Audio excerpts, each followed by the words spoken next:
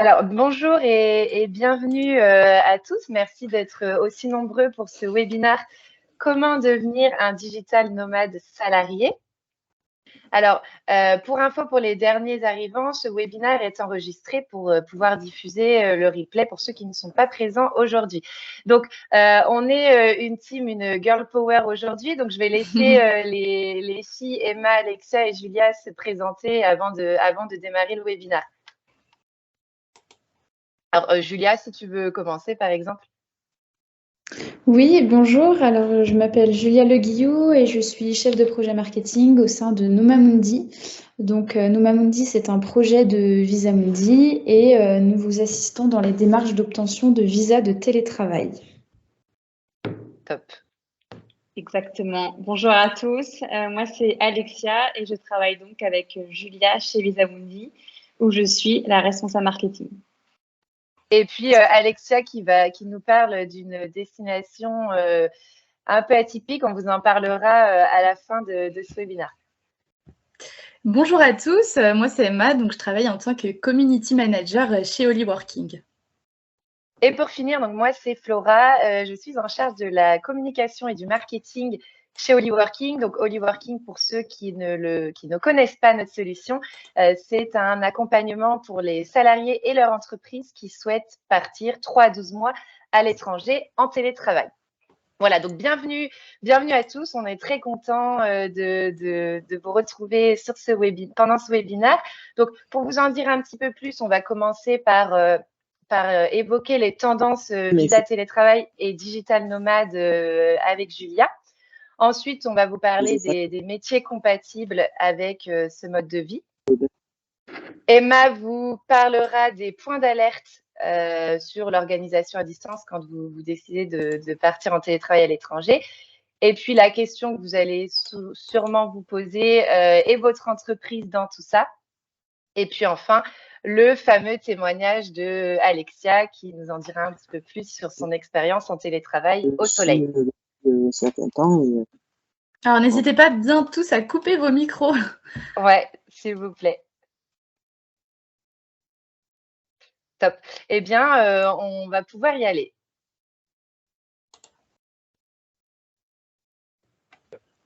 Très bien. Alors, bonjour à tous. J'ai mis une caméra pour pouvoir que tout le monde puisse me voir en même temps, mettre un visage sur un nom. Donc, je vais vous parler des tendances des digital nomades dans le monde. Donc, je tiens à préciser que c'est des chiffres qui concernent l'international et pas juste la France. Les digital nomades, c'est avant tout donc un mode de vie qui existe depuis de nombreuses années. On en a surtout entendu parler des suites de la crise de Covid-19, mais c'est vrai que c'est un mode de travail qui existe depuis très longtemps.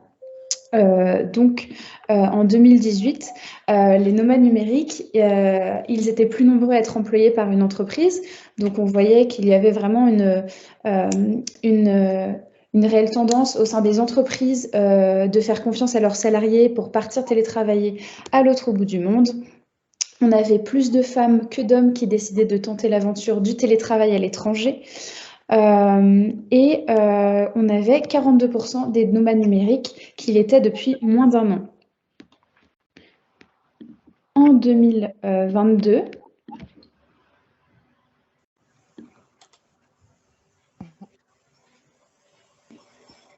alors, juste si la slide peut être passée. Merci. Alors, donc en 2022, donc c'est-à-dire après le Covid-19, on a vu une réelle tendance qui a émergé avec beaucoup plus de personnes qui décidaient de tenter l'aventure. En 2022, on avait plus de 35 millions de nomades numériques dans le monde, ce qui est un chiffre quand même assez important.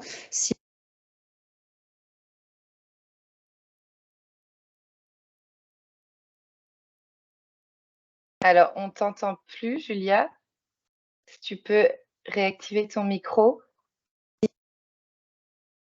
Ah oui. Voilà, c'est bon. C'est bon, merci. Et on ne voit plus la présentation, si je ne me trompe pas. Non. C'est pas grave, tu peux continuer le temps que Antoine relance la présentation. Très bien.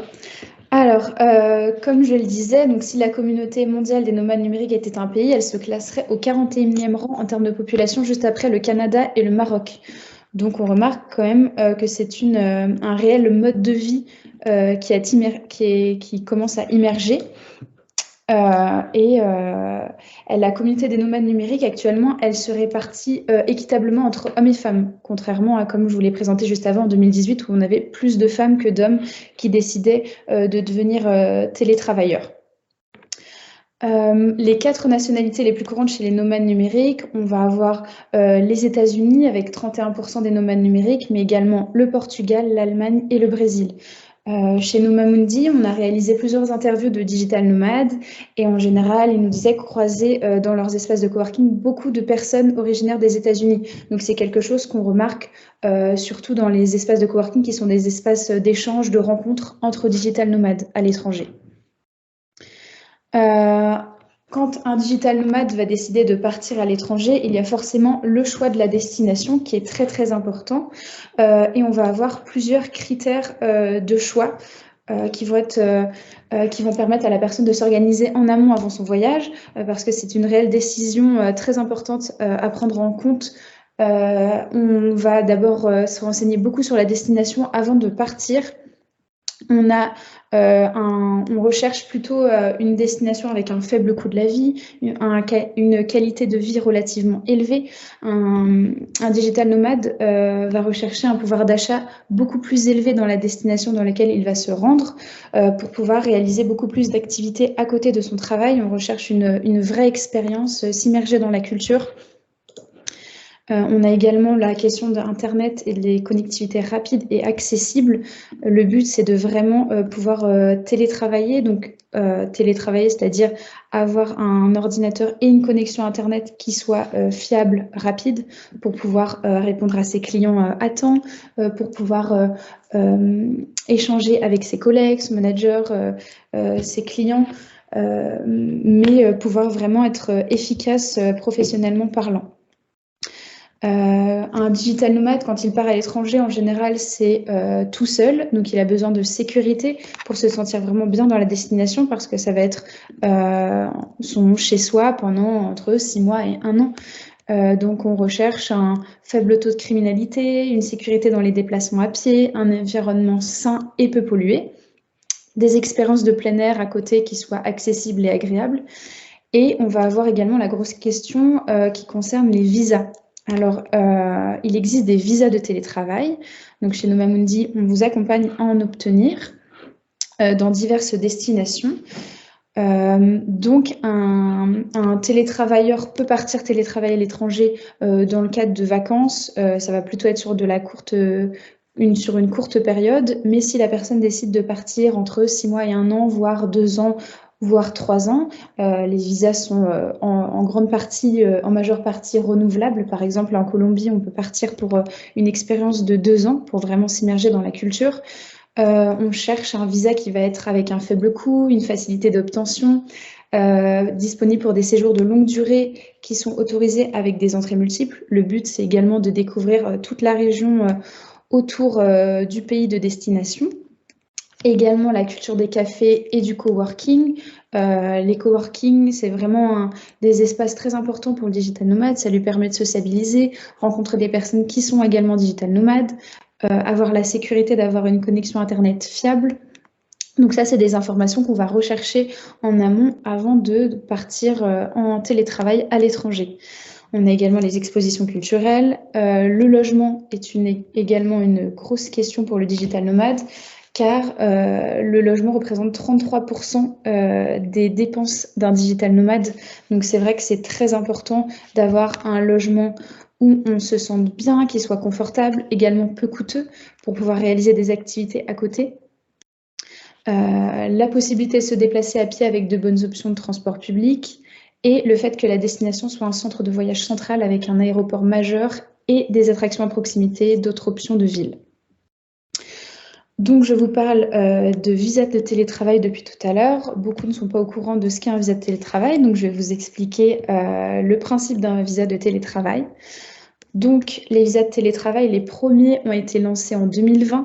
Donc, on voit que c'est vraiment une tendance qui a émergé surtout avec le Covid-19 pour les destinations qui ont été oubliées, qui ont subi la crise de Covid-19 et l'arrêt total des voyages touristiques et d'affaires sur leur territoire. Donc, le but premier, c'est vraiment de relancer l'économie de ces destinations-là. Ces visas de télétravail, on en entend surtout parler sous le nom Digital Nomad Visa.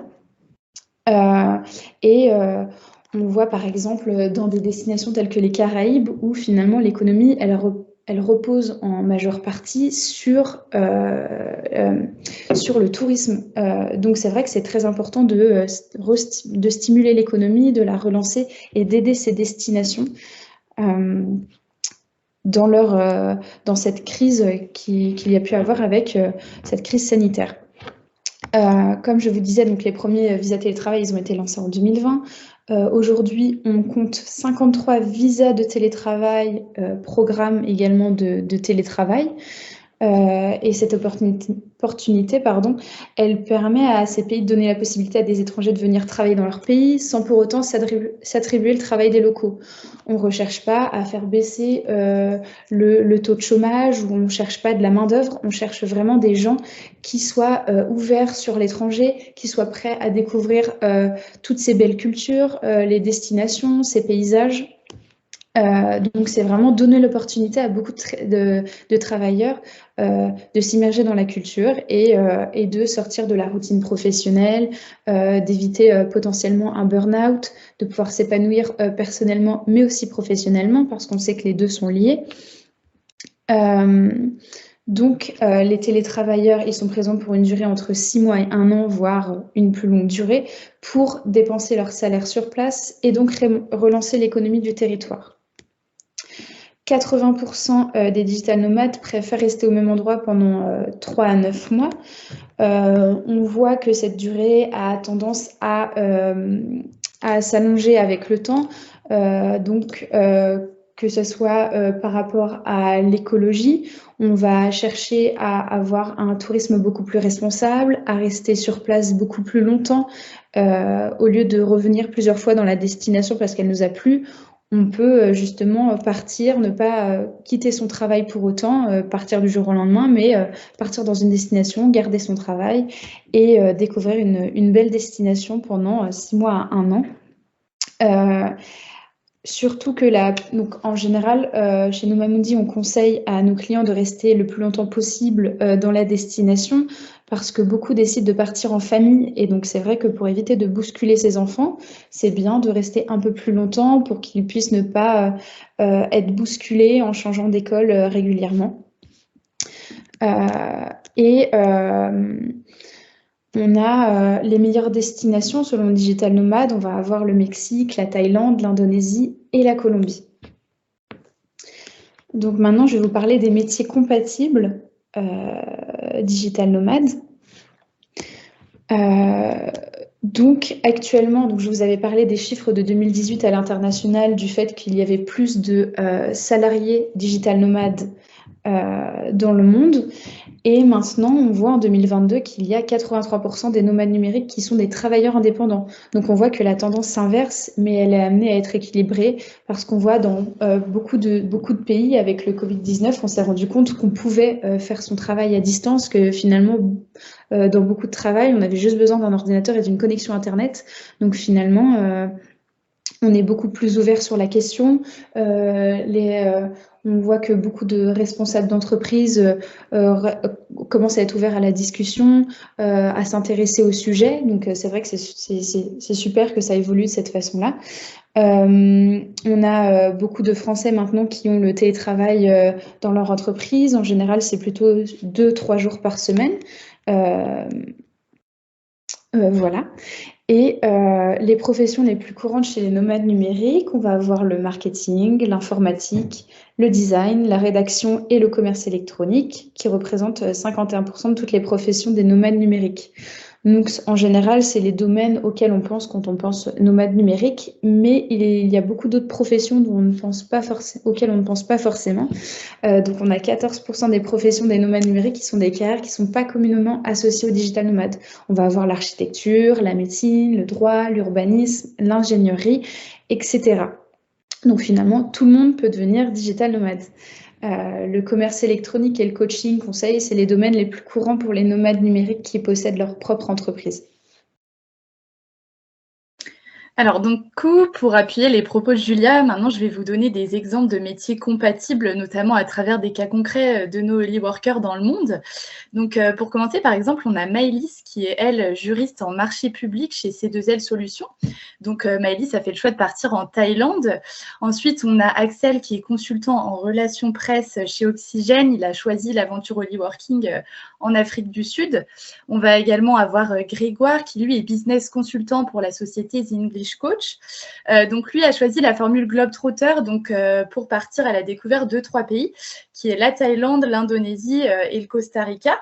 On a également fait partir une chargée de production, une responsable communication et marketing, qui est d'ailleurs Flora, présente sur ce webinaire, ou encore un chef de projet. Donc, comme vous pouvez voir, il n'y a pas de profil type.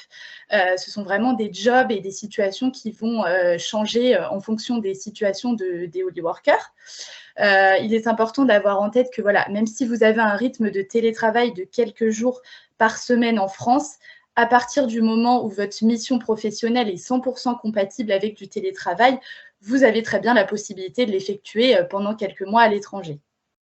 Et puis d'ailleurs, je rappelle que la majorité de nos Holyworkers qui sont actuellement dans le monde, de base, n'étaient pas en 100% télétravail dans leur entreprise, et ça n'a pas empêché leur entreprise d'accepter leur projet de voyage télétravail à l'étranger, à condition bien sûr d'être vigilant sur les points d'organisation à distance. Alors tout à fait, c'est vrai que quand on part télétravailler à l'étranger, il y a des points d'alerte qu'il est important d'avoir en tête, notamment au niveau de l'organisation à distance. Donc premièrement, vous vous en doutez, en tant que salarié, si vous pratiquez le télétravail, votre employeur va veiller à ce que vous soyez dans de bonnes conditions de travail. Il est donc important de retrouver ces bonnes conditions de travail-là à distance à l'étranger pendant votre séjour. Donc ça nécessite une certaine capacité d'adaptation. Ensuite, il est important de bien penser au décalage horaire. Voilà, si vous choisissez une destination qui est où le fuseau horaire va être vraiment différent de celui de la France, il faut vraiment penser voilà, à ce décalage horaire-là, notamment si vous êtes amené à échanger avec des clients ou vos collègues restés en France. Donc, c'est vraiment important. Ensuite, pensez à privilégier donc un espace de coworking, comme Julia l'a évoqué précédemment, pour télétravailler en fait dans de bonnes conditions, avec voilà, une bonne connexion Wi-Fi, des bons locaux. Notamment, pensez à des bureaux privatifs pour passer voilà, des visioconférences ou des appels avec des clients ou des équipes. Ça, c'est vraiment important. Et enfin, il est préférable d'adopter des outils qui vont être faciles d'utilisation pour communiquer de façon fluide avec vos équipes restées en France. Et puis d'ailleurs, c'est aussi un moyen de garder un lien social avec vos collègues pour remplacer la pause café, la pause déjeuner, par exemple. Tout à fait. Alors, vous allez sûrement vous poser la question, comment ça se passe avec mon employeur? Parce que oui, en tant que salarié, il y a bien sûr l'entreprise à prendre en compte dans ce type de projet. Alors, il faut savoir que c'est très risqué de partir en télétravail à l'étranger sans un cadre juridique adapté pour vous, mais aussi pour votre employeur, sur 4 sujets: la fiscalité, l'immigration, l'assurance santé et le droit du travail. Donc, par exemple, le risque le plus évident dont je pourrais vous parler, c'est la prévoyance. La prévoyance qui vous couvre en France, eh bien, cette dernière couvre rarement des périodes de télétravail à l'étranger, de travail à l'étranger en général. Donc, s'il vous arrive quelque chose sur place, un accident du travail par exemple, eh bien, vous ne toucherez aucune rente en cas d'invalidité ou d'incapacité de travail par exemple. Donc ça, c'est un des points super importants à prendre en compte. Donc nous, Holyworking, on va lever justement tous ces verrous juridiques et contractuels pour encadrer au mieux votre projet en le sécurisant aussi bien pour vous que pour votre entreprise finalement. Donc, un petit coup de pouce parce que, voilà, nous, on lève tous ces verrous, mais il faut bien rassurer votre entreprise. Alors, nous, un coup de pouce Hollyworking, c'est nous qui nous occupons de convaincre votre employeur. Alors, c'est surtout Myriam, notre super RH, qui va présenter l'offre et votre projet directement à votre entreprise. Parce que par expérience, on sait que ça ne fonctionne pas toujours quand c'est vous qui essayez de vendre votre projet à votre entreprise. Voilà, c'est mieux qu'il y ait un échange d'expert à expert. Et généralement, Myriam y arrive très bien. Donc voilà, ça, c'est le petit coup de pouce Hollyworking qui n'est pas des moindres. Alors, n'hésitez pas à poser vos questions sur le chat pardon, au fur et à mesure, et puis on n'hésitera pas à y répondre en fin de webinaire. Alors maintenant, la partie que vous attendez sûrement tous, c'est le témoignage d'Alexia qui nous parle en direct live de l'île Maurice. Alors Alexia, peut-être que tu peux te présenter et puis surtout nous dire combien il fait actuellement à l'île Maurice. Oui, bien sûr. Alors, moi, je suis chez Visamundi depuis à peu près 1 an et demi. Et donc, en fait, l'idée de ce départ à l'étranger avec Hollyworking, il est né l'année dernière, sachant qu'on avait déjà une collaboratrice qui avait fait l'expérience Hollyworking au Costa Rica. Donc, nous, on a choisi Maurice. Alors, je dis nous, je vais expliquer un peu plus tard pourquoi. On a choisi Maurice et actuellement, il fait 30 et à vrai dire, il fait à peu près tous les jours cette température. Donc, c'est assez agréable. Ouais, je me doute que c'est plutôt agréable en effet de se rendre au coworking à pied tous les matins. Alors, peut-être que Alexia, tu peux nous présenter justement ton projet. Bon, la destination, voilà, on la connaît, mais la durée, tu as dit nous, donc peut-être expliquer avec qui tu es partie, voilà, nous en dire un petit peu plus.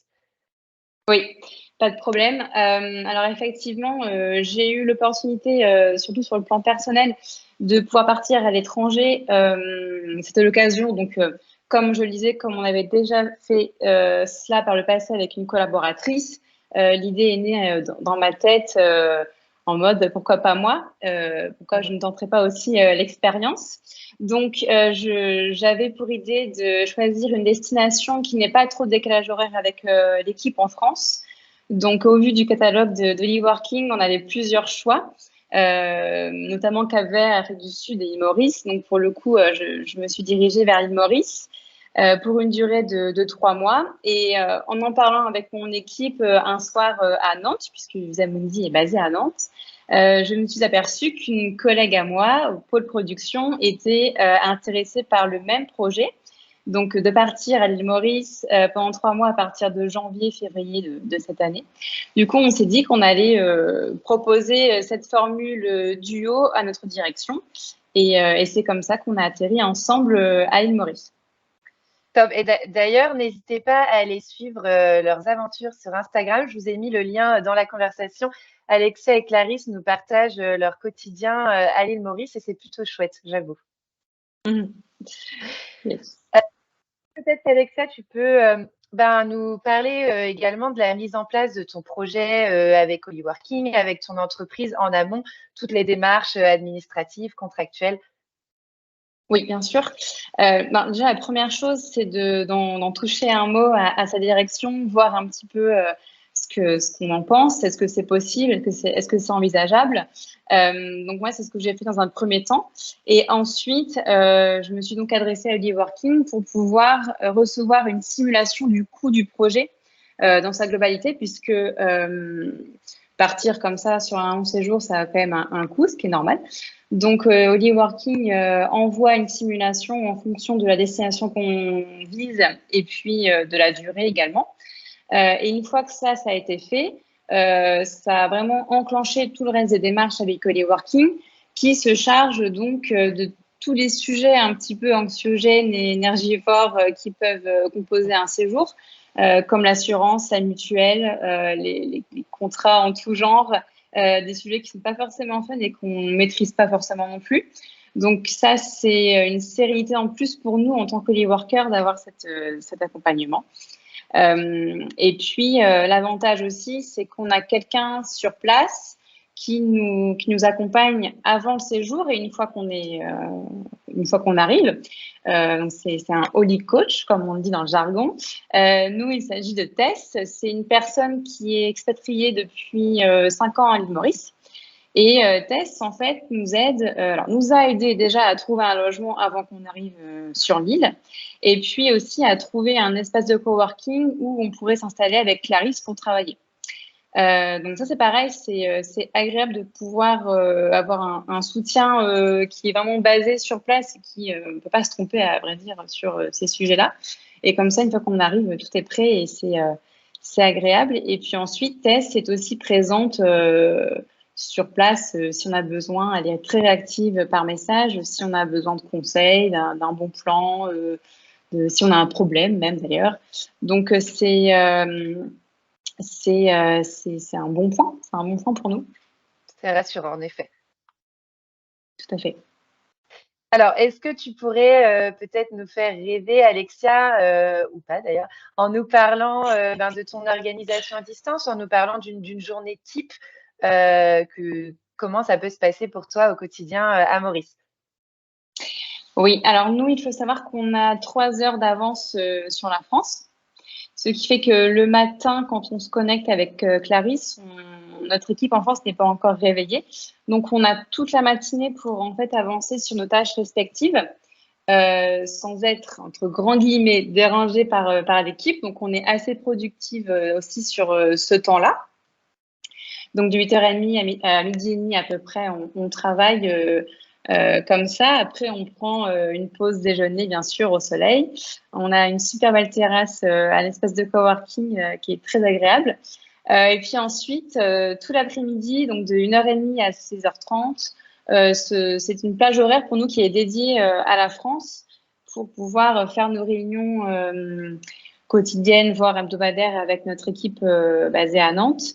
Et puis aussi, en tout cas pour ce qui me concerne, caler tous les rendez-vous clients, partenaires B2B qu'on peut avoir. Donc, ça fonctionne comme ça pour le travail. Et puis ensuite, à 16h30, on décroche et puis on ferme les ordi et on se dirige à la plage pour se détendre, ou alors on prend un chauffeur et puis on va un peu plus loin sur la côte découvrir un nouvel endroit. On va boire un verre dans un nouveau bar, on explore et puis on a à peu près 2 heures, 2h30 avant que le soleil ne se couche, donc il nous reste un petit peu de temps quand même pour en profiter. Et puis après, tout le week-end, dans tous les cas, on est toujours parti en vadrouille, donc on profite autant qu'on peut dès qu'on a du temps libre.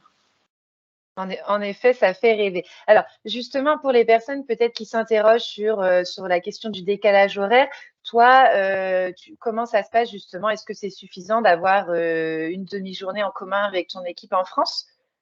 C'est même pas une demi-journée, pour être absolument honnête, c'est un créneau officiellement de 2 heures. Donc, effectivement, il faut bien jongler avec tout ça.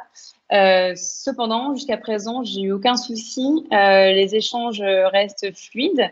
On arrive toujours à communiquer. En fait, ça n'a pas changé grand-chose, en tout cas de mon point de vue. Donc, c'est tout à fait gérable. Et donc, il suffit de prendre le décalage horaire en main dès le départ. Et puis après, ça roule tout seul. Bon, super. Ça n'a pas impacté, en tout cas, tes échanges avec ton équipe? Non, aucun impact. Après, encore une fois, on n'a pas beaucoup de décalage. Finalement, 2-3 heures, ça reste convenable. Je suppose que quand on a un décalage de 8 heures à 10 heures, 12 heures, si la personne est à l'autre bout du monde, ça peut être un peu plus compliqué. Mais pour nous, je pense que ça fonctionne bien. Bon, super. Alors, ton ressenti, pour l'instant, ça fait 2 mois, tu le disais, que tu es à l'île Maurice. Ton ressenti sur ton expérience actuellement en termes justement de productivité au travail, ton enrichissement pro-perso, voilà. Comment te sens-tu? Je me sens très bien. Merci de demander. Non, en fait, les départs en long, moyen séjour, j'en avais déjà fait par le passé. Donc, quand je suis partie à Maurice, j'avais pas forcément d'appréhension à ce niveau-là. Et au contraire, j'ai été confortée en fait dans cette idée que ce mode de vie, ce mode de travail, comme le disait Julia, me convient parfaitement. ça peut ne pas convenir à tout le monde, effectivement, si on se sent peut-être un petit peu seul, un peu éloigné de son équipe ou quoi que ce soit. Mais pour moi, tout va bien. Pour le côté pro, j'ai envie de dire que il y a quand même besoin de déléguer davantage, enfin encore plus que ce qu'on fait déjà, puisqu'il y a des choses que moi je ne peux plus faire étant basée à Maurice. Typiquement dans mes missions du quotidien, ou, enfin en tout cas des missions qui reviennent souvent, ce sont les déplacements en salon ou présence sur des événements, peu importe le sujet, enfin peu importe, non, il faut quand même qu'il y ait un lien avec Xamundi évidemment. Mais en tout cas, là, je ne peux pas faire un déplacement à Paris ou en Europe. Donc là, je dois vraiment proposer à mon équipe de prendre la main sur cette tâche-là. Et donc, pour moi, c'est un exercice. Voilà, j'ai aucun mal en fait à déléguer. Je fais confiance à mon équipe, il n'y a aucun souci. Mais c'est pour dire que la mission doit être partagée. Et même pour le collaborateur qui se voit attribuer la tâche, c'est aussi bien aussi pour cette personne qui peut voilà, avoir un petit peu une autre mission, diversifier ses tâches, voir autre chose. Donc ça, c'est un point qui est quand même, je pense, profitable pour tout le monde. Bien sûr. Après, ce que j'aime dans ce mode de vie, c'est que c'est pas les vacances, on travaille. Donc il y a quand même une routine qui s'installe finalement. Mais c'est pas la même routine qu'on a en France, qu'on connaît par cœur depuis toujours. Et donc, c'est beaucoup plus rythmé déjà. On fait des choses qu'on ne ferait pas forcément en France, alors qu'on peut tout à fait les faire, hein, mais c'est juste qu'on ne prend pas le temps de le faire, comme on est vraiment centré sur notre truc qu'on connaît depuis toujours. Donc, il y a un côté aussi vraiment dépaysement et on profite autrement. Et en plus, on rencontre de nouvelles personnes. Donc, pour moi, c'est OK à 100%. Bon, super. Eh bien, écoute, merci Alexia. Peut-être une idée d'une autre destination en tête pour plus tard? Comme je le disais au départ, comme je tiens vraiment à ce qu'il y ait peu de décalage horaire avec la France, et comme j'hésitais donc avec le Cap-Vert, pourquoi pas. Je serais peut-être pour cette destination-là si jamais je devais renouveler l'expérience Working. Bon, bah écoute, c'est tout ce qu'on te souhaite, pardon. Eh bien, merci Alexia pour ce beau témoignage qui a dû en faire rêver plus d'un, je pense. On va maintenant passer au temps de questions-réponses. Alors, n'hésitez pas à poser vos questions par écrit et puis on va y répondre. On va essayer d'y répondre au fur et à mesure. Alors, d'ailleurs, une question pour toi, Alexia. Le processus de la source, alors pardon, je ne sais pas quel est le prénom. Alexia, le processus dans son intégralité a pris combien de temps entre le moment où vous avez soumis la demande à votre direction et votre départ? Sachant que bon, l'entreprise avait déjà validé, l'expérience avait déjà validé la solution en amont grâce à Eva qui était déjà partie. Oui, absolument. Eh bien, j'ai fait ma demande à ma direction de mémoire début octobre de l'an dernier. Et puis après, le temps qu'il y ait différents échanges, qu'on reçoive aussi la simulation de l'e-working, on est parti avec Clarisse le 28 janvier. Donc, mais c'était déjà prêt avant, en fait. Donc, je dirais qu'il a fallu à peu près 2 mois et demi, max. Ouais, voilà. Alors, en fait, nous chez Hollyworking, justement, on préconise à nos futurs Hollyworkers de prévoir de commencer son projet 6 mois en avance, on peut dire entre 3 et 6 mois, justement pour prendre le temps de régler tous ces sujets administratifs, d'échanger avec le Holly Coach pour trouver un logement et qu'il n'y ait pas de précipitation quant à justement à la préparation de ce projet. Alexia, toi, c'était différent parce que, comme je l'ai dit, l'entreprise avait déjà validé le concept, donc c'était plus facile. L'offre avait déjà été présentée à Sébastien, ton boss. Oui, absolument. Tout à fait. Après, il y a quand même un argumentaire à apporter Bien sûr. À sa direction, même si d'autres collaborateurs ont eu l'opportunité. Ça dépend aussi après de chaque poste, de chaque rôle, j'ai envie de dire, dans l'entreprise. Il peut y avoir des facteurs qui jouent et qui font que la réponse peut être différente. Mais notre Sébastien est très ouvert sur le sujet du télétravail et très sensibilisé. Donc, au final, il n'y a pas eu tant de problèmes que ça. Bon, d'ailleurs, on lui fait un petit coucou s'il nous Oui. regarde aujourd'hui. Bon, merci Fanny pour ta question. Alors, Guillaume, 6 heures de différence, ça peut être sport par moment. Et puis, je vais également répondre à Servan en même temps qui se demande comment ça se passe dans les destinations qui ont plus de décalage horaire que l'île Maurice. Alors, en fait, ça nécessite quand même une adaptation, comme le disait Alexia. Alexia, elle a choisi de commencer à 8h30 le matin. Après, il est possible, par exemple, je pense au Mexique, et je prends mon cas justement quand j'y étais, où moi, j'avais décidé justement de commencer tôt au Mexique, 5 ou 6 heures du matin, pour justement être directement en synchrone avec les équipes françaises. Après, ce qui est bien, c'est quand même de garder une demi-journée en commun avec les équipes françaises, comme le disait Alexia, pour travailler sur des sujets de fond le matin ou l'après-midi, et puis inversement, pour justement échanger avec ses collègues et ses clients en France. Donc ça fait partie du jeu. Comme le dit Guillaume, c'est des choses qui s'organisent en amont, c'est des choses surtout à en parler avec l'entreprise parce que tous les jobs ne sont pas compatibles justement avec ce décalage horaire. Mais dans tous les cas, rien n'est impossible. Alors, je continue les questions. Alors, plus pour Alexia, là, ça a suscité beaucoup d'intérêt suite à ton témoignage. Alexia, en termes de frais de logement, est-ce comme la France? On parle de l'île Maurice, là. Alors, nous, on est basé à Gambé avec Clarisse à Maurice. Donc, on est au nord de l'île et c'est la partie de l'île la plus touristique. Donc ça, il faut le prendre en compte. Après, par rapport à la France, nous, justement, on se disait que c'était moins cher. Parce que, pour tout vous dire, on est deux, on partage le loyer, bien sûr, mais le loyer est à 1 000 €. On a un grand appartement, on a 2 chambres, on a un balcon, on a vue mer. Donc, on se disait que 1 000 € à deux, c'était carrément jouable par rapport à la France. Enfin, ça ne nous a pas choqué outre mesure. Et au contraire, finalement, c'est même moins cher qu'un loyer à payer seul dans le centre de Nantes, par exemple.